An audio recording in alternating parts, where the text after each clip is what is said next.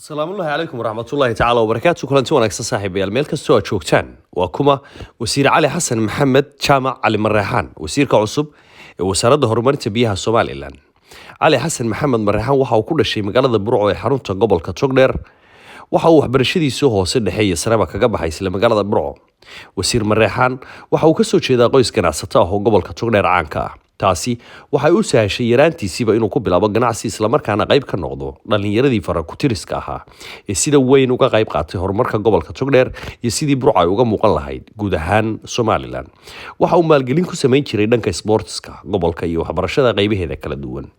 waxa uu noqday mas'uulkii ugu daada yaraa ee gudoomiye xisbi ka noqda gobolkaasi isagoo ahaa wakiilkii xisbiga talada Soomaaliland hayay ee kulmiye uu ku lahaa gobolkaasi Togdheer. halkaas ayay ahayd halkii ay iskala jaan qaadeen macalinkiisii siyaasadeed Axmed Maxamed Maxamuud Silaanyo madaxweynihii afraad ee Soomaaliland yeelato. waxaana qayb weyn uu ku lahaa soo saarkii madaxweyne Silaanyo taageeristii ay dhalinyarada gobolka Togdheer ee wasiir cali mareexaan qaybta ka ahaa ay la garab istaageen. waxa uu isaga soo sharaxay gobolka Togdheer xisbigiisii kulmiye xubin baarlamaan oo Soomaaliland ee ka kooban 28 xildhibaan. waxaana cali mareexaan uu ku soo baxay codkii ugu badnaa ee xisbiga talada Soomaaliland hiya ee kulmiye uu ka helo baarlamaankii Soomaaliland ee xilligaasi lagu tartamayay. waxa uu ahaa in ka badan 5 sanadood xubin baarlamaan oo si weyn loogu majarto waxqabadkii uu ku celiyay dadkii codka aqlabiyadda ah ku soo saaray kaasi oo meelo badan oo gobolka ah uu ka geystay wax tar la taaban karayo. waxa uu awoodda saaray sidii bulshada uu uga dhisi lahaa dhanka asaasiga ah baahiyahooda oo ay u badnaayeen goobaha waxbarashada oo u dhiso goobo caafimaad sida MCH-yo iyo dhakhaatiiro oo ay helaan marba isagoo la kaashanaya ciddii ay khuseysay.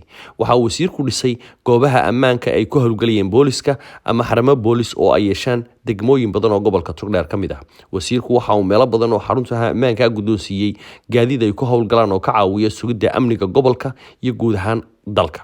wasiirku waxa uu meelo badan oo xarumahaas ammaanka guddoonsiiyay gaadiidkaasi waxaana uu qayb ka ahaa waxqabadkii wasiir cali mareexaan ambalaasyo uu guddoonsiiyay gobolka Togdheer degmooyinkiisa kuwaasi oo goobaha caafimaadka loogu adeegay. wasiir cali mareexaan waxaa golaha wasiirada u igmaday madaxweynihii hore ee Soomaaliland Axmed Maxamed Maxamuud Silaanyo oo magacaabay wasiirka wasaaradda howlaha guud iyo guryeynta oo ahayd meeluu wax weyn ka qabtay intii uu joogay. waxaana lagu xusaa ballaarintii uu ballaariyay jidka isku xidha gobolka Togdheer iyo gobolka Sanaag ee Silaanyo Road. wasiir cali xasan maxamed mareexaan waxa uu dawooyin dhowr sana ugu deeqay gobolka Togdheer xilli baahid aad u weyn ay bulshada u qabeen helidda dawooyin tayo sare leh oo qayb ka noqda badqabka bulshada. mudane cali maxamed xasan mareexaan waxa uu ahaa mishinadii dhaqaajinayay ololihii xisbiga talada Soomaaliland hayay ee kulmiye uu ku dhisayay madaxweynaha shanaad ee Soomaaliland mudane Muuse Bihi Cabdi iyo madaxweyne ku-xigeenka shanaad ee Soomaaliland ay yeelatay Cabdiraxmaan Cabdilaahi Ismaaciil Saylici. waxaa mar kale teeramkii labaad ee xisbiga talada Soomaaliland hayay ee kulmiye oo u magacaabay wasiir cali xasan maxamed mareexaan wasiirka wasaaradda horumarinta biyaha Soomaaliland. halka kala socoteen waa Mustafa Shawanigo Mustafa Xaaji ay idin la socodsiinayay kulanti dambe waxaan idin leeyahay sidaas iyo fi amaanillah. haddii aad nagu cusub tahay fadlan nagu soo biir kana mid noqo kumanka kun ee saaxiib ee aanu halkan degal wadaagta ku nahay mahadsanid.